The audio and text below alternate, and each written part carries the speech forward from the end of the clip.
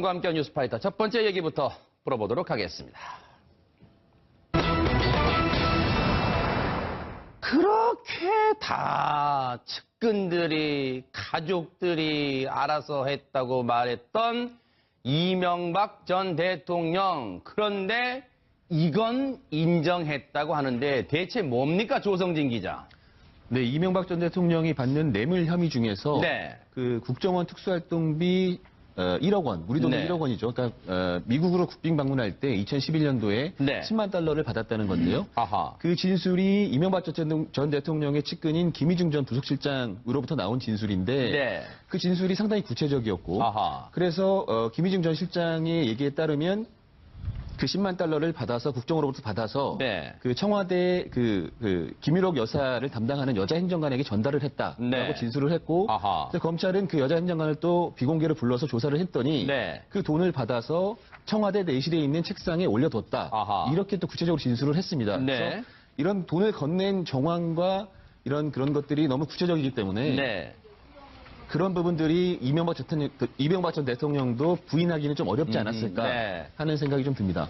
일단 이명박 전 대통령이 21시간 넘는 검찰의 마라톤 조사에서 거의 어제도 제가 말씀드렸지만 모 신문의 일면 제목은 모조리 잡아댔다 이렇게 나갔었는데 21시간 넘는 조사 중에 딱 인정한 게 특활비, 국정원의 특수활동비 1억 원, 10만 달러입니다. 근데 그걸 우리 돈으로 환산하면 1억 원 상당인데 그걸 받은 건 인정했어요. 그때가 언제냐? 조금 전에 우리 조성진 기자가 잘 설명해 드렸지만요. 10만 달러를 받았을 때는요. 바로 지금 구속이 되어 있죠. 원세훈 당시 국정원장이 2011년 10월입니다.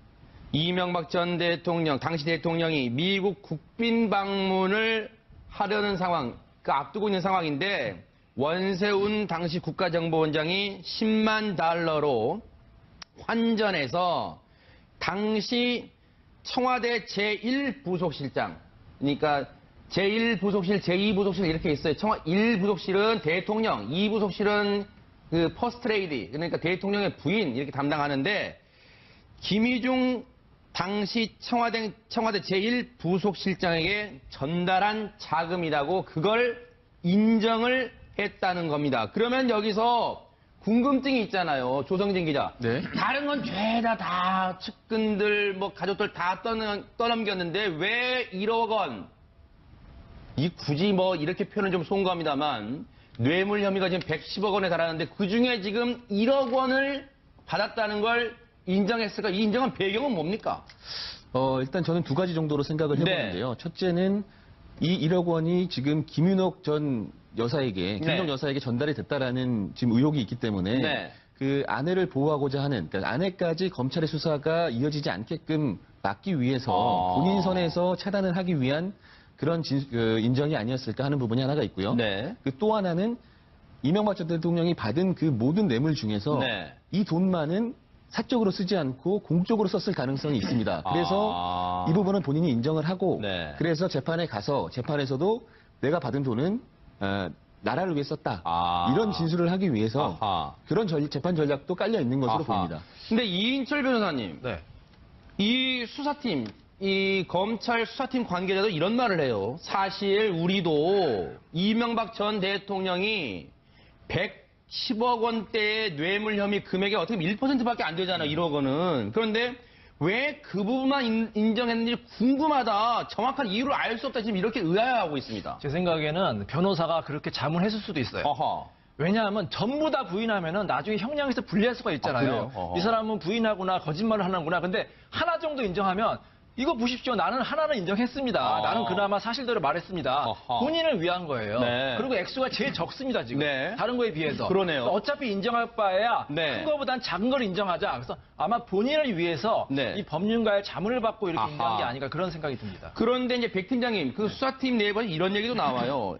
이 검찰 입장에서는 이명박 전 대통령의 혐의를 입증할 이 증거나 진술이 뚜렷한 것은 이 특활비 문제뿐만 아니라 다른 혐의도 마찬가지 차고 넘치는데 유독 이 수사팀 내부 수사팀 내부에서 볼 때는 이 특활비를 1억 인정한 거를 도저히 납득이 안 된다. 왜 그랬을까? 여전히 궁금증, 퀘스천 마크를 찍고 있습니다. 예, 지금 퀘스천 마크를 찍었는데 답이 나왔죠. 그러니까 2011년 10월에 미국 국빈 방문을 앞두고 김윤웅 여사에게 네. 김희중 전 부속실장이 전달을 했다는 게 이제 확연하게 드러났지 않습니까? 네. 그러면 네. 부인에 대한 조사를 차치하고라도 지금 언론에 많이 보도가 되고 있는데 네. 국가를 위해서 썼다라고 지금 주장을 하고 있습니다. 근데 미국 국빈 방문 전에 대통령이 그러니까 국정원의 특활비 10만 달러를 수수해서 네. 그 대북 공작금으로 사용하기 위해서 그 영부인한테 갖다 줬는데 이걸 받아서 네. 그 경로로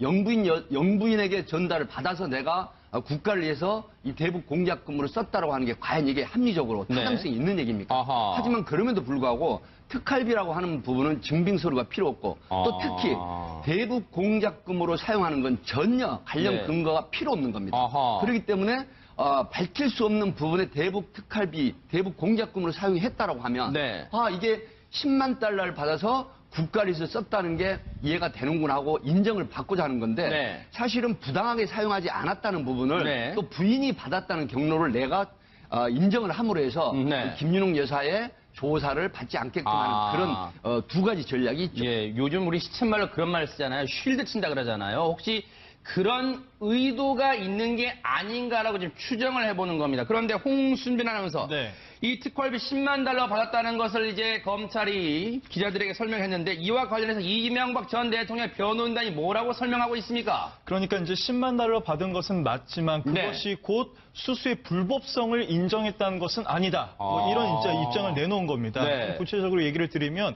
대북 공작금을 대북 공작금 용도로 썼다고 진술을 했었다. 다만 그게 이제 그냥 대북 특활비를, 그냥 네. 특활비 10만 달러를 대북 공작금 용도로 썼다 이 말이죠? 그렇죠. 네. 그런데 그게 이제 대북 공작금이기 때문에 구체적으로 어떻게 사용했는지는 말씀하지 않았다. 네. 이렇게 이제 입장을 밝혔습니다. 대북 공작금 용도를 구체적으로 밝히게 되면 우리 정부의 스파이 활동 등이 모두 탄로나기 때문에 이명박 전 대통령이 말하지 않은 겁니다라고 했다는데 박상희 소장님, 네. 이게 근데요. 이 나라에 쓸 돈, 대북 공작금에 쓸 돈을 받는 루트, 과정이 석연치가 않잖아요. 그러게요. 이렇게 지금도 얘기하기 어려울 정도로 중요한 나라를 위해서 썼다. 특히 대북 공작금을 위해 썼다라고 얘기를 하면 그 당시에는 더더구나 비밀스럽고 안전한 경로를 위해 받았어야 되는데 이렇게 사실은 뭐 여러 가지로 오픈된 상황에서 돈을 네. 주고받았다는 것이 지금 국민의 한 사람으로서는 납득하기는 좀 어려운 상황입니다. 그러니까요. 뭔가 이게 명확하게 이해가 되면 모르겠습니다만 이걸 일단 해명이라고 하고 있습니다. 그리고 국정원의 특수활동비 10만 달러, 우리 돈 1억 원 정도를 받은 것, 대북 공작금으로 썼다는 것은 지금 검찰 조사에서 인정을 했어요. 그런데 저는 조성진 근데 기자. 예, 네, 이해가- 인철 변호사님. 네네. 대북 공작금으로 썼다고 하는데 이해가 네. 안 가는 게 보통 대북 공작금이라면 뭐 스파이라든지 이런 구체적인 일을 할 때 쓰는데 아니 대통령이 직접 이런 스파이한테 돈을 주나요? 아하. 그게 이상하지 않습니까? 아하, 네. 뭐 국정원장이 직접 주는 거는 말이 되는데 네. 뭐 그 대통령이 직접 준다는 게 말이 안 되고요. 아하. 정말로 그렇게 썼다면 지금 본인이 구속될 위기에 처했잖아요. 네. 재판부 재판할 때 비공개를 요청하면서 판사한테 얘기를 하면 됩니다. 아. 내가 이렇게 썼습니다. 네. 판사가 그거를 뭐 북한한테 얘기하지 않을 거 아닙니까? 그러니까요. 그러니까 본인의 말이 정말로 떳떳하고 정당하다면 아. 재판부에서 그 실체를 밝히시기 바랍니다. 그렇게 볼 수도 있겠네요, 진짜로. 그런데 조성진 기자. 네. 21시간 넘는 검찰의 조사에서 이명박 전 대통령이 인정한 부분이 이 특수활동비 1억 원 상당 받은 거 말고도 또 있다는데 대체 내용이 뭡니까? 95년 도곡동 땅. 네. 도곡동 땅 관련해서. 그건 제가 좀 네, 그럴까요? 말씀드리겠습니다. 네네. 95년도에 네. 도곡동 땅 매각 대금 네. 이제 이게 있는데요. 이게 사실 그 당시 다스 회장이 누구였냐면 바로 이상은 큰형이었습니다. 네. 자, 이상은 회장인데 이상은 회장 계좌가 150억 정도 있었는데 네. 여기에 67억이라는 돈을 이제 인출을 해서 사용을 했다라고 네네. 지금 돼 있거든요. 근데 그 돈은 사실 사저 증축 비용으로 40억을 사용하고 네. 나머지 부분은 또 개인적으로 사용을 했다라고 하는데 네. 지금 이 부분을 인정을 했거든요. 네. 근데 검찰의 수사 결과 보면 네. 자 67억이라는 거액을 아무리 형제가 아니지만 빌렸는데 네. 차용증 하나 없고 아하. 그다음에 담보를 제공했다라는 것도 하나도 없어요. 네. 그다음에 또 뭐가 있냐면은 이자를 줬다는 게 또 전혀 드러나지 않았거든요. 네. 이제 이런 부분 때문에 결국은 실질적으로 다스나 도곡동 땅이 MB 즉 전 이명박 대통령의 땅이 아니었느냐 이런 추정을 검찰에서는 하고 있는 것이죠. 네. 근데 이걸 지금 인정을 했어요. 네. 빌렸다 나는. 그런데 검찰의 향후 수사도 되겠지만은 네. 전혀 빌렸다는 것보다는 실질적인 소유가 MB다. 네. 이런 증자가 나왔다는 거죠. 67억 원입니다. 여러분, 67만 원, 670만 원, 6,700만 원, 6억 7천만 원도 아니고요. 67억 원을 형한테 빌렸대요. 그런데 아무리 형제지간 우애가 좋다 하더라도 여러분 67억을 빌리는데 그냥 차용증 같은 것도 없이 아무런 영수증도 없이 계약서도 없이 큰형한테 67억을 빌려서 논현동 사저 증개축 거기 비용에 쓴다고요? 조성진 기자. 그럼 여기에 대해서 67억을 이상은 회장, 형인 이상은 회장한테 빌렸다는 게 이명박 전 대통령 주장인데 여기에 대해서 그럼 이상은 회장은 뭐라고 하고 있습니까? 이상은 회장도 최근에 검찰에 소환돼서 조사를 받았었죠. 그랬죠. 이상은 회장은 나는 그런 돈을 빌려준 적이 없다, 모른다 이렇게 진술을 했습니다. 네. 그러니까 둘 중에 한 명은 이 형제지만 둘 중에 한 명은 좀 거짓말을 하고 있다라고 볼 수 있는 건데요. 네. 그러니까 70억에 가까운 돈이 오고 갔는데 그러니까요. 그 돈이 서로 모를 리가 없다는 게 돈이 네. 오고 가는 것을 모를 리가 없다는 게 검찰이 네. 판단하고 있는 부분이고 네. 그래서 누구든 그러니까 이명박 전 대통령이든 이상은 회장이든 네. 둘 중에 한 명은 차명재산 의혹을 벗기 위해서 네. 의도적으로 거짓말을 하고 있다. 네. 이렇게 볼 수 있을 것 같고요. 네. 현재 드러난 정황상으로 볼 때는 이 전 대통령이 거짓말을 하고 있을 가능성이 조금 더 크다고 저는 개인적으로 생각합니다. 물론 추정입니다. 네네. 추정인데. 그런데 이인철 변호사님 법률가로서 볼 때 67억이면 큰 돈이에요. 근데 이거를 진술이 108수 달라요. 이 67억 이상은 회장은 나 빌려준 적 없어요. 그런데 이명박 전 대통령은 검찰 조사에서 형한테 빌린 겁니다. 이러고 있습니다. 참 이해할 수 없는 형제입니다. 또 반대의 경우는 있거든요. 네. 돈을 꽂았으니까 갚아라. 난 돈 꾼 적이 없다. 이렇게 이제 오르발렘이 있는데 네. 반대입니다. 서로 안 꽂았다 그러고 빌렸다 그러고. 네. 근데 만약에 형이 진짜 빌려준 거 맞다 하고 돈 달라고 하면 그 이명박 대통령 줘야겠네요. 67억 원. 그러네요. 본인이 인정했으니까. 아하. 나중에 소송을 해도 본인이 꿨다고 하니까 줘야 됩니다. 네. 저는 형이 차라리 빌려준 적 있다고 한번 이렇게 하고 달라고 하면 진짜 이명박 대통령이 줄까? 그게 만약에 돈에 욕심이 났다면 그렇죠. 네네. 그래서 아마 제 생각에는 네. 빌려준 적이 없는 것 같아요. 만약 빌려준 적이 있으면은 네. 돈을 받기 위해서라도 빌려줬다고 하겠죠. 그러니까 일단은요, 이 67억을 빌린 게 아니다. 뭔가 자금의 용처가 있다. 그리고 논현동 사저가 이 도곡동 땅의 실소유주가 검찰 주장처럼 이 이명박 전 대통령이 실소유주 아니냐라고 저희가 단정하진 않습니다. 뉴스파이터가 단정하진 않는데 시청자 여러분들께 판단을 맡기겠습니다. 상식적으로 볼 때 67억 원의 거금입니다. 이 돈을 차용증 한 장 없이 거래를 한다는 게 형제 간의 우정이 그렇게 좋은가요? 그런데 이상은 회장은 빌려준 적이 없다고 검찰에 말했다는데 대체 이게 어떻게 된 겁니까? 이건 67억이 붕 뜬 겁니까? 그런데 의아한 진술이 또 있습니다. 영포빌딩 아마 여러분 기억하실 겁니다. 그런데 영포빌딩 관련해서 MBN 법조팀이 단독해서 많이 냈는데 영포빌딩 압수수색에서 그 조성진 기자 청와대 문건이 막 무더기로 나왔잖아요. 그런데 맞습니다. 여기에서 이명박 전 대통령 측이 이 문건이 조작됐다고 말했다는데 이게 무슨 말이에요 대체? 지금 이명박 전 대통령이 받고 있는 혐의 중에 가장 이제 핵심 중에 하나가 뇌물이고 아하. 그 뇌물 중에 다스의 소송비를 삼성이 대납해줬다. 네. 이 내용이 있고 네. 그 내용이 사실 영포빌딩 지하 2층에 있는 창고에서 검찰이 압수한 문건에 청와대 보고 문건에 있었거든요. 아하, 내용이. 네. 그래서 수사가 진척이 향상이 많이 됐는데 네. 이명박 전 대통령은 이 혐의를 부인하기 위해서 이 문건도 조작됐다. 네. 그러니까 이명박 전 대통령은 검찰에 소환돼서 한 진술이 그런 보고서 내용을 본 적이 없고 아하. 보고됐을 리도 없다. 네. 조작된 것 같다. 네. 이렇게 진술을 한 것으로 알려져 있거든요. 네. 근데요, 백 팀장님. 네. 조작을 했다면요. 사실 저 영포빌딩 건물에요. 사실 지하 2층이 있다는 거는요. 지금 저기 CG 나오죠? 김백준 전 청와대 총무기획관이 나중에 털어놓음으로써 그 지하 2층에 그 공간이 있다는 게 알려졌어요. 그러면 그 전에는 거기에 그 문건을 고의 모셔놨을 텐데 이게 드러나니까 이제서야 그 문건 난 본 적 없고 조작된 겁니다. 이렇게 얘기하고 있어요. 네, 사실은 그 이명박 전 대통령의 변명이 굉장히 궁색하고 옹색하죠. 네. 그 김백준 청와대 총무기획비서관이 누굽니까? 사실은 같은 고대면서 이제 한 살 더 많죠. 선배이기도 하지만 네. 사실 오랜 세월 동안 집사 생활을 했고요. 네. 그다음에 청와대에서 총무기획비서관을 하면서 네. 이 보고서가 올리면은 MB가 결재를 하는 겁니다. 대통령께서. 네. 근데 이 총무기획비서관이 어떤 사적인 연유로 이걸 조작을 했겠습니까? 그리고 네. 과연 대통령을 상대로 조작된 문건을 작성을 해서 지금까지 보관을 하고 있다라고 하는 부분은 네. 사실은 경험칙상이라든가 아니면 또 사회 상규상도 네. 보통의 상식으로도 이해가 안 되는 거거든요. 상구상조, 하기 네. 때문에 네. 지금 아마 이런 걸 염두에 둔 것 같습니다. 네. 제가 이제 수사 경험칙상 말씀을 드리면 네. 일단은 부인을 합니다. 아하. 그렇게 해서 나중에 김백준 총무기획 전 비서관을 통해서 네. 강요나 해유 내지는 조건 제시를 할 수가 있습니다. 네. 당신 여기서 검찰이 진술을 했지만 법정에서 다시 진술을 번복해달라. 네. 그러면 이게 3심 대법원까지 올라가거든요.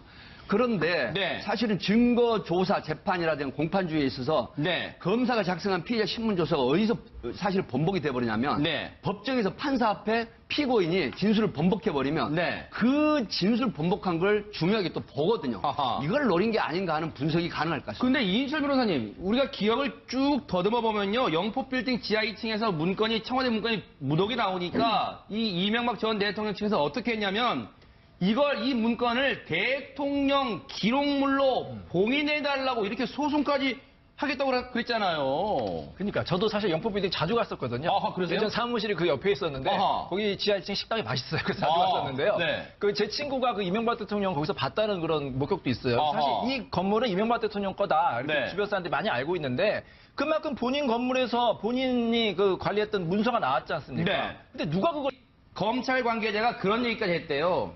다스 소유주가 지금 막 문제잖아요. 그런 말도 있었는데, 다스는 대체 누구 겁니까? 뭐 그런 말도 있었는데, 네. 장조카 이동영 씨가 검찰에서 그런 진술을 했대요. 다스는 이명박 전 대통령께 맞습니다. 라고 했더니 그 진술을 이제 검찰이 21시간 조사하면서 이명박 전 대통령에 대해 얘기를 해줬대요. 그러면서 차명재산 여부가 있죠? 라고 물었더니 이 전 대통령이 어처구니 없는 표정 지면서 고개를 가로지렸대요. 마치 예전에 장시호, 최순실 뭔가 그 재판 관계가 좀 떠오르긴 합니다. 네, 그렇습니다. 네. 지금 이동영 씨가 다스는 MB 것이라고 얘기를 했다고 하는데 이 전 대통령은 뭐 어처구니가 없다고 고개를 지었다고 하는데 네. 그것이 이제 내가 알고 있는 조카는 그럴 리가 없다라는 얘기인지 아. 아니면 아니 이동영 형 내 조카가 어떻게 나를 이렇게 배신했냐는 배신할 수 있지? 것인지 네. 어떤 의미인지는 정확하게 알려지고 있지 않습니다만 그러니까요. 어쨌든 그런 진술을 했다라는 사실은 확인되고 있는 거기 때문에 그러니까요. 검찰 이 전 조사에, 대통령이 이제 네. 받아들여야 할 텐데 조카의 배신, 조카의 각사도생을 받아들일 수 없는 것인지 아니면 검찰의 이야기를 믿지 않겠다는 것인지는 잘 알려지고 있지 않네요. 역시 박상희 소장님 말씀대로 정말 이 어처구니 없어 하는 표정을 지으며 고개를 저었다. 이 부분 정말 알 듯 모를 듯한 의미를 주는 것 같습니다. 자, 이런 가운데 홍순빈 아나운서. 네.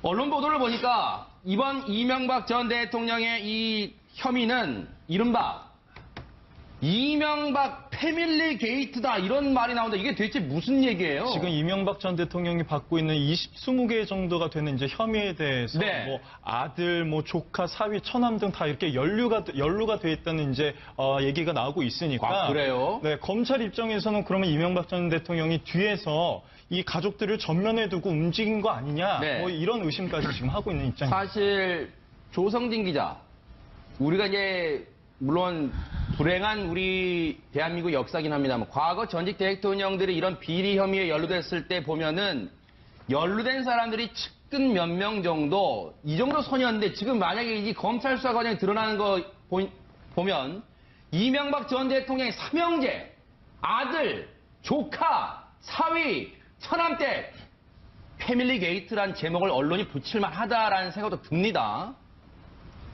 조정진 기자. 네. 네네, 그렇습니다. 지금 검찰이 의심하는 그 MB 패밀리 게이트를 한번 보시면요. 네. 지금 화면에도 나오고 있습니다만 그 이상한 다스 회장은 그러니까 이명박 전 대통령의 다스 지분을 차명 소유하고 있다 이렇게 의심을 받고 있고, 네. 그다음에 작은 형인 이상득 전 의원과 그리고 맞사위죠. 그 이상주 삼성전자 전무는 그러니까 뇌물을 대신 받아서 건넨 전달책 역할을 한 것으로 지금 또 의심을 받고 있고, 검찰이 보고 있는 예, 그렇게 보고 있습니다. 그리고 또 이명박 전 대통령의 아들인 이시영 씨는 또 다스 일감을 몰아받아서 다스를 부당 승계했던 정황이 좀 드러나 있고요. 아하. 그래서 지금 이게 이 가족들이 모두 이렇게 총 아우르는 어떤 그런 네. 이제 가족 범죄가 아니냐 뭐 이런 네. 의심이 이제 드는 상황인 거죠. 네. 검찰은 그런 관점으로 접근을 하고 있다고 언론들은 이게 보도를 하고 있습니다. 그리고 실제 이시영 씨, 이명박 전 대통령 이시영 씨는 정말 입사한 지 불과 몇 년 만에 초고속 승진을 해서 경영의 일선을 진두지휘했다 이런 보도도 나오고 있습니다. 이런 가운데 이인철 변호사님. 네. 김윤옥 여사에 대해서 이제 검찰의 이 칼날이 김윤옥 여사에게까지 겨눌까 이런 언론 보도가 있더라고요. 지금 김윤옥 여사가 5억 원을 받았다는 정황 이런 좀 언론 보도 나오고 있어요. 그러니까 그 이팔성 전 회장이 이 전 대통령이 준 22억 원 대부분이 이제 성동조성 비자금이었으며 네. 그 중에 5억 원이 이제 김 여사에게 전달됐다. 네. 이렇게 이제 밝혀지고 있는데 네. 이게 정말 너무 안타까운 것 같아요. 왜 아하. 이렇게 대통령 부인이 이렇게 돈을 받았느냐. 네. 대통령이 그 핵심적인 것은 대통령이 그것을 알았느냐 몰랐느냐입니다. 네. 정말로 몰랐으면 이명박 대통령은 빠져나갈 수 있겠죠. 네. 왜냐하면 부부라도 별산제이기 때문에. 아하. 근데 그걸 알지 않았을까. 네. 5억 원에 되는 큰 돈을 네. 사전에 알았던 사회에 알았던 그게 알았으면은 이명박 대통령에게 혐의가 또 넘어가는 거거든요. 네. 그러니까 안타까운 거는요. 네. 평상시에 이명박 대통령이 어떻게 부인한테 얘기를 했을까? 저는 그런 생각을 했어요. 정말로 청년 결백한 사람이 절대로 돈을 받지 말아라. 아하. 그런 경우 있잖아요. 네. 그랬으면 부인이 아무리 받고 싶어도 안 받았을 겁니다. 네. 남편이 무서워서. 아하. 근데 남편이 뭐 그 정도 괜찮지. 아니면 그렇게 얘기 안 해도 이 가풍이 네. 그런 건 받아도 괜찮아. 이렇게 생각을 했기 때문에 여사님이 받은 거 아니냐. 아하. 이런 굉장히 안타까운 생각이 듭니다. 그런 추정이 네, 조선이기는 첨언을 드리자면요. 네. 성동조선이 2010년에 워크아웃에 들어갔었고 네. 지금 그 김윤옥 여사가 5억 원을 받은 것으로 얘기가 나오고 있는데 네. 성동조선에 우리나라 국책은행이 들여간 돈이 9조 원에 달하거든요. 9조 원요? 그러니까 5억 원을 받고 우리나라의 돈 9조 원이 성동조선에 들어가서 네. 들어간 사건이 있기 때문에 네. 이거는 철저하게 수사를 해서 네. 이 진위 여부를 가려야 될 것 같습니다. 네. 이 검찰이 이제 지금 확정적으로 말하는 게 아니라 검찰은 이 과정을 그렇게 보고 있는 겁니다. 이팔성 전 회장이 이명박 전 대통령에 준 22억의 대부분이 성동조선의 비자금이었는데 이 비자금 중 5억 원 정도가 김윤옥 여사에게 전달된 것으로 보여서 이 전 대통령의 영향력이 미친 게 아니냐, 배경에 작용한 게 아니냐 이렇게 보고 있는데 앞서 말씀드렸지만 성동조선이요.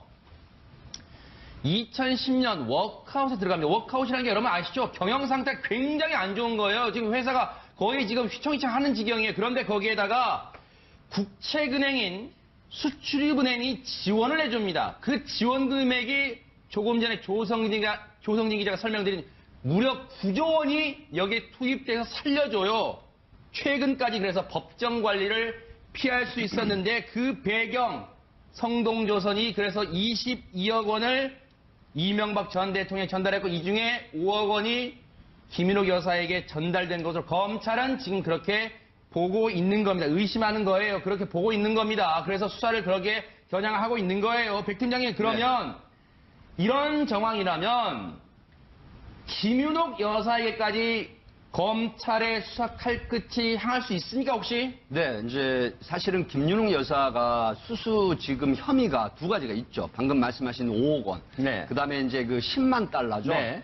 김희중 전 부속실장이 측근 비서관을 통해서 전달한 걸로 지금 드러나고 있죠. 그렇다고 하면 조사 방법은 몇 가지가 있습니다. 네. 서면 조사가 있고요. 그다음에 제3의 장소의 출장 조사가 있고, 그다음에 비공개 조사라는 게 있습니다. 네. 이 비공개 조사라고 하는 부분은 사실은 이상은 다스 회장과 그 MB 아들인 이시영 씨를 비공개 조사를 했었죠. 네. 근데 그 당시에 굉장히 많은 국민들이 공분을 했고 비판적이었죠. 네. 예전에 그 모 대통령의 부인, 영부인도 사실 출장 조사를 한 적이 있었거든요. 네. 어쨌든 검찰로서는 지금 MB가 시인을 해버렸거든요. 네. 그렇다고 하면 영부인 김윤옥 전 여사에 대해서 네. 아마 보호 차원에서 시인을 아하. 해버렸고, 네. 그다음에 전략적으로 대북 사실은 그 공작비로 사용을 했다라고 인정을 해버렸습니다. 네. 하기 때문에 이런 부분의 조사를 어떻게 할지 모르지만 그럼에도 불구하고 네. 어떤 방식으로든지 직접 조사 내지는 서면 조사 아니면 출장 조사를 할 가능성이 있다 이렇게 봅니다. 이인철 변호사님 어떻게 전망하세요? 김윤옥 여사에 대한 수사 가능성은 어떻게 보십니까? 뭐 수사는 하겠지만 뭐 검찰 조사할 때도 이런 좀 관행이 있어요. 부부는 같이 구속을 하지 않고 부자 관계도 같이 구속을 하지 않는다. 네. 뭐 온 가족이 다 교도소에 갈 수는 없잖아요. 그래서 제 생각에는 조사는 하겠지만 김윤옥 의사 건은 그냥 이명박 대통령이 알았다고 봐서 포괄적으로 묻지 않을까. 그래서 김윤옥 의사는 구속을 하지 않고 다만 이제 방문 조사라든지 서면 조사로 대체할 가능성이 있을 것으로 보입니다. 이명박 전 대통령의 부인 김윤옥 여사에게까지 검찰의 칼끝이 향할지도 또 추적을 해보도록 하겠습니다. 이런 가운데 이제 이명박 전 대통령에 대한 구속영장 청구 여부, 이 문제는 다음 주쯤으로 일단 결정될 것 같다는 가닥이 잡힐 것 같다는 보도가 나오고 있는 가운데 이를 놓고 고심이 많겠죠. 문무일 검찰총장 참 고심이 많을 것 같은데 어제 출근길에 이 기자들과 했던 얘기 좀 들어보시고 이어가 보도록 하겠습니다. 오늘 MB 조사 보고 받으셨나요? 네. 자세히 안 들렸습니다만 보고를 받았다. 이제 살짝 얘기는 했어요. 지금 보고를 받았다면 홍순빈 아나운서. 네.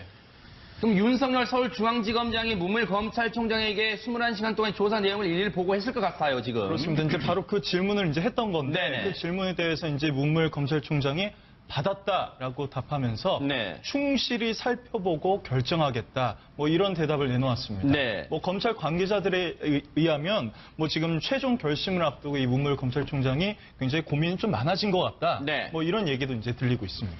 대검 관계자의 얘기를 보니까요. 문무일 검찰총장이 담배를 거의 안 피웠는데 평소에요. 요즘 부쩍 피우는 횟수가 늘었다. 글쎄요. 조성진 기자, 저 자체가 뭔가 이 지금 심적 부담, 참 고민의 깊이를 암시해주는 그런 말이라고 볼 수 있을까요? 아무래도 지금 고민이 많이 되긴 할 겁니다. 네. 왜냐하면 현재 박근혜 전 대통령이 지금 수감 중에 있고 네. 그리고 또 한 명의 전직 대통령이 지금 구속을 하느냐 마느냐의 기로에 서 있기 때문에 그 두 명의 전직 대통령을 구속한다는 것은 사실 검찰로서는 부담이 될 수밖에 없을 겁니다. 네. 다만 지금 대체적인 검찰 내부의 분위기는 구속영장을 청구할 것이라는 쪽으로 많이 기울어져 있거든요. 네. 이유는 이제 형평성 문제가 하나 거론이 되는데요. 네. 같은 뇌물 혐의로 박근혜 전 대통령 구속이 됐습니다. 네. 근데 이명박 전 대통령도 뇌물 혐의를 받고 있는데 불구속 네. 수사한다고 하면 두 전직 대통령의 형평성에 좀 문제가 있다라고 볼 수도 있고 네. 또 하나는 김백준 전 총무기획관이 뇌물 방조범으로 구속이 됐습니다. 네. 그리고 뇌물 주범은 이명박 전 대통령으로 적시가 돼 있어요. 네. 그래서 방조범은 구속이 돼 있는데 주범이 구속이 안 된다. 이것은 네. 말이 안 된다. 아하. 이런 이제 형평성 문제가 또 하나 있고 네. 그리고 또 하나는 너무 빨리 구속영장을 청구해버리면 네. 검찰이 처음부터 애초에 구속을 염두에 두고 수사를 했다. 구속 수사하려고 이미 마음을 정해놓고 했다라고 공격을 받을 수가 있거든요. 이른바 답정너가 된다. 아하, 네. 그렇죠. 그러니까 역풍을 맞을 수도 있으니까 네. 일단 최대한 신중한 모습을 보여주면서 네. 최대한 시간을 쓰면서 네. 신중하게 결론을 내릴 것으로 보이는데 네. 재밌는 얘기는 재밌다고 표현하면 좀 그렇지만 어저께 김백준 전 총무기획관의 재판이 있었습니다. 네. 그 재판에서 서울중앙지검 소속 검사가 네.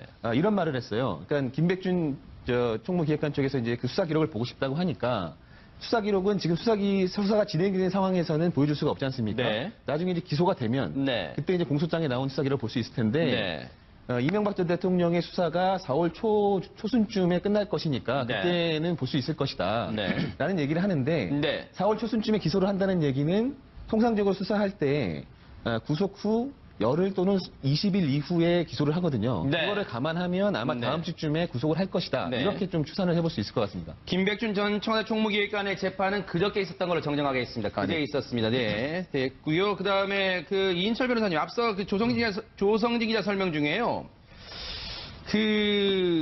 형평성 얘기를 했잖아요. 이 형평성이 상당히 검찰이나 또 이 법 쪽에서는 상당히 중요시하는 그런 부분인가요? 어떻습니까? 법이라는 게 원래 형평성, 공정이 핵심이에요. 아하. 판사도 그렇고 검찰도 그렇고 어떻게 보면 우리나라에서 가장 공정한 기관이 검찰하고 법원이어야 되는데 네. 그래서 이 형평성은 좀 두 가지로 나눌 수 있어요. 박근혜 전 대통령과의 형평성 아. 그리고 지금 관계자들 아까 말씀하신 공범과의 형평성. 아. 그래 박근혜 전 대통령 구속이 됐고 네. 공범들도 대부분 구속이 됐고 네. 자 공범이 구속되면은 주범은 누군가요? 정범은 이명박 전 대통령이잖아요. 이 검찰의 관점에서. 검찰의 관점에서 네. 그러면 이명박 대통령을 과연 풀어줄 수 있는가? 아하. 그리고 그래서 제 생각은 이렇게 생각을 해요. 일단 검찰은 법과 원칙에 따라서 구속영장을 청구하고 네. 법원의 판단을 받는 겁니다. 아. 그럼 법원이 또 아주 공정하게 판단할 거 아닙니까? 네. 법원이 판단해서 구속해라. 그럼 아하. 구속이 되는 거고 네. 만약에 구속영장이 기각이 됐잖아요. 네. 그러면 재청구를 하지 않고 법원의 판단을 존중하는 게 어떤가. 아. 그래서 일단은 검찰에서도 여러 이제 검사들의 이제 의견을 존중하겠죠. 우리 문 총장님이 굉장히 합리적이고 법과 원칙에 따라서 하시는 분이거든요. 아. 그래서 아마 잘하실 겁니다. 네. 그래서 여러 의견을 듣고 구속영장을 뭐 청구할지 결정하고 만약에 청구한다면 법원의 판단을 한번 받아보는 게 어떤가 이런 생각이 듭니다. 이인철 변호사님이 솔로몬식 해법을 또 제시해 주셨는데 그런데 백기정 팀장님 이 일각에선 그런 궁금증도 시청자분들이 갖고 계시는 것 같아요. 전직 대통령이고 이 아직까지 또 대한민국의 또 무죄 추정의 원칙도 있고 한데 검찰이 영장을 굳이 청구할 필요가 있냐, 불구속 수사 같은 걸 하면 안 되느냐. 그런데 왜 앞서 조성익 기자 설명은 이 검찰 내부에서는 영장 청구 쪽으로 이미 많이 기운 듯하다고 하는데 왜 그런 걸, 왜 영장 청구 쪽으로 가는 거예요, 분위기가? 사실은 영장 청구 가능성이라고 하는 건 증거 인멸 및 도주의 우려가 있다라고 보거든요. 네. 그런 측면에서 영장 청구를 대부분에서 구속 수사를 하고 이제 재판을 하는 건데 네. 사실 이명박 전 대통령이 도주 우려는 없죠. 뭐 사실은 좀 우스갯소리를 산매입하다고 북한은 휴전선이 있기 때문에 도망갈 곳이 쉽지는 않을 것 같습니다만 어찌됐든 간에 증거 인멸의 우려는 있다라고 볼 수가 있습니다. 왜 그러냐면 예를 들어서 네. 최초에 진술한 사람들 지금 보면 MB 이 가족들이나 측근들이 전부 진술에 의존한 그런 그 증거가 상당히 확보가 돼 있거든요. 네. 그런데 모종의 조건 제시, 네. 그다음에 또 하나 해유, 네. 또 내지는 강요나 협박 이런 게 있습니다. 네. 그러니까 만약에 상대방의 어떤 약점을 가지고 해유나 협박을 할 시에는 네. 이 재판정에서 진술을 번복할 가능성도 있죠. 아하. 그리고 이제 중요한 건 뭐냐면 네. 일선에서 수사를 해보면은 네. 최초에 본인이 범죄를 인정을 했다가 네. 모종의 조건 제시를 합니다. 네. 뭐 한 달에 얼마씩 당신 가족을 충분히 보살펴 주겠다. 그리고 너 예전에 이런 범죄를 했지 않느냐라고 네. 하게 되면 마음이 흔들리죠. 그래서 아하. 어차피 내가 구속이 돼 있는데 네. 좋다 내가 몇 년 더 산다고 뭐 어떡하겠느냐라고 하는 형태가 돼버리는 거거든요. 네. 그래서 증거 인멸의 소지가 있다라고 보기 때문에 네. 아마 전 수사하는 검찰 입장에서는 아하. 일단 전직 대통령을 만약 이런 20가지 혐의가 있음에도 불구하고 불구속을 했다고 하면 네. 앞에서 말씀하신 형평성의 원칙에도 어긋나고 네. 또 국민들의 법 감정이 지금 엄청나게 격앙돼 네. 있습니다. 사실은 그 패밀리 게이트라는 말이 지금 드러났죠. 네. 가족뿐만이 아니라 MB에 관련된 모든 분들 이병묘 청계재단 그다음에 송정호 청계재단 이사장 박영준 전 왕차관 네. 최시중 천신인 이루 말로도 할 수 없는 네. 많은 주변인들이 모두 지금 비리 혐의에 연루돼 있단 말이죠. 그런데 정작 정범인 주범으로 지금 보고 검찰 있고 관점입니다. 판명된, 검찰의 관점. 검찰 측 네. 입장에서 이런 네. 판명된 분을 예를 들어서 불구속을 한다? 네. 그럼 과연 국민들의 법 감정은 어떨까? 네. 이런 걸 한번 생각해 봤습니다. 그런데 박상희 소장님, 어제 모 신문 일면 제목이요. 1년 새 전직 대통령 2명 구속되나? 이걸 일면 헤드라인으로 뽑았더라고요. 그런데 물론 조성진 기자나 이인철 변호사님 말씀처럼 검찰 내부 분위기는 영장 청구 쪽으로 많이 기울었지만 최종 결정은 이제 문무일 검찰총장이 할 거란 말이에요. 네. 문 총장은 아무리 내부 분위기가 영장 청구 쪽으로 기운다 하더라도 이 1년 새 전직 대통령 2명이 구속되는 이 상황은 부담으로 작용할 수 있을 것 같습니다. 그러니까 이 문 총장도 아무리 그래도 이제 인간이잖아요. 네. 그러니까 인간이 가진 그 최대한의 부담감이나 압박감이나 이제 이런 것들이 있는데 아하. 이 굉장히 이제 안 피던 담배도 피웠다라는 걸 보면 지금 개인적으로는 굉장히 큰 고뇌에 쌓여 있을 가능성이 높거든요. 그러니까요. 지금 이제 청와대에서는 개입하지 않겠다라고 얘기했기 때문에 아하. 사실상 모든 최종 책임은 이 문 총장이 고스란히 몫이 된 거죠. 아하. 이런 상황에서 뭐 구속영장을 청구해야 한다라는 의견이 많기는 하지만 네. 그 굉장한 부담, 특히 이게 법리를 넘어서 정치적인 부담도 있잖아요. 1년 안에 대통령, 전직 대통령을 2명을 구속시켰다. 물론 지금 여론에서는 굉장히 구속할 수밖에 없지 않느냐라고 얘기를 하고 있지만 사실상 또 보수주의적인 생각을 가지고 계신 분들은 이거 정치 보복 아닌가라는 생각을 가지고 있을 수 있잖아요. 네. 이런 상황에서 그 정치적 부담과 심적 부담 이런 거는 굉장히 크고 고민이 많을 것으로 봅니다. 그러니까요. 안 피우던 담배도 요즘 많이 피운다고 하니까 정말 그만큼 고민의 깊이가 깊어지는 것 같습니다. 그렇다면 조성진 기자 앞서 얘기처럼 검찰 내부 분위기는 21시간 동안 조사를 해봤더니 이건 영장 청구 쪽으로 가야 된다는 쪽에 무게가 실린다면 대체 언제 영장 청구합니까? 아마 다음 주쯤이 아닐까, 다음 아하. 주 초쯤이 아닐까 지금 생각이 되고요. 네. 윤석열 지검장이 문무일 총장에게 일주일에 한 번 정도 정례 보고를 하거든요. 아, 그래요? 그게 목요일이고요. 네. 그래서 어제 아마 정례 보고를 하면서 이명박 전 대통령 조사했던 내용들도 아마 보고를 다 했을 것이고요. 네네. 그래서 주말 동안에 좀 이렇게 심도 있게 고민을 해보고 네. 그리고 법리 검토도 열심히 하고 해서 아마 다음 주 초쯤에 네. 영장을 치지 않을까 이렇게 예상이 됩니다. 네.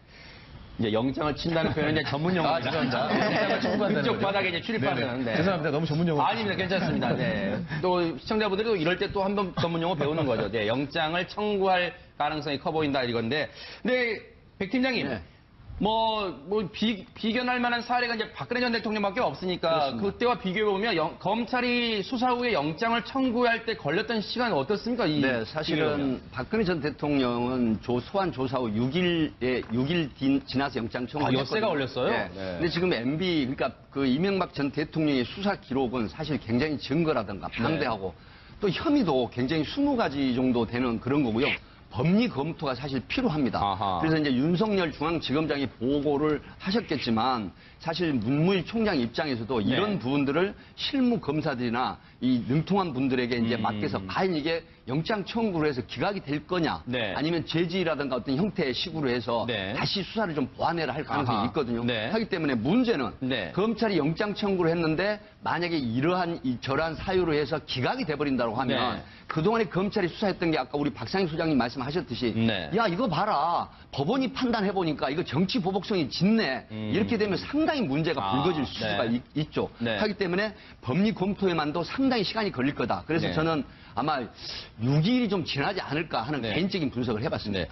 근데 이제 이인철 변호사님, 네. 문무일 검찰총장의 고민이 한도 끝도 없이 길어질 수는 또 없는 게 또 4월로 가면 또 중요한 정치 일정 같은 게 있잖아요. 또 6월엔 또 지방선거도 있고요. 4월에 남북 정상회담이 예정돼 있어요. 날짜는 안 나왔습니다만. 혹시 이런 것도 좀 고려 대상이 될 수 있을까요? 어떻습니까? 고려 대상이 되죠. 여러 가지 뭐 국가 여러 가지 대결을 생각 안 할 수가 없고, 그래서 제 네. 생각에도 좀 빨리 결정을 했으면 좋겠어요. 청구를 하든 안 하든. 모두를 위해서 좋습니다. 이명박 전 대통령을 위해서 좋아요. 아하. 얼마나 심리적으로 불안을 그럴 수도 하겠습니까, 있겠어요. 사실. 네. 그래서 근데 막상 구속영장이 청구돼서 구속이 되면 오히려 마음이 편할 수도 있거든요. 그래서 여러 가지 그래요? 고민을 안 하니까. 좀 위험한 발언이다. 그렇기 때문에 아니 오히려 그럴 수도 있다는 거예요. 네. 그래서 빨리 결정을 하는 게 좋고요. 네. 그러니까 문 총장님 너무 고민할 필요 없고요. 네. 어떤 결정이든 국민은 이제 믿습니다. 네. 이제 검찰이 많이 바뀌어졌잖아요. 네. 믿으니까 걱정하지 마시고 법과 네. 원칙에 따라서 결정하시기 바랍니다. 왜냐면 그냥 보충 설명 차원입니다. 왜냐면 청구 여부가 구속 여부하고 다른 거니까요. 검찰 입장에서는 청구를 할 것 같지만 청구를 하는 게 이명박 전 대통령 입장에서는 오히려 속편할 수 있다는 건 구속 여부와는 다릅니다. 구속 여부는 법원이 판단한다는 건 다시 한번 참고로 말씀을 드립니다. 자,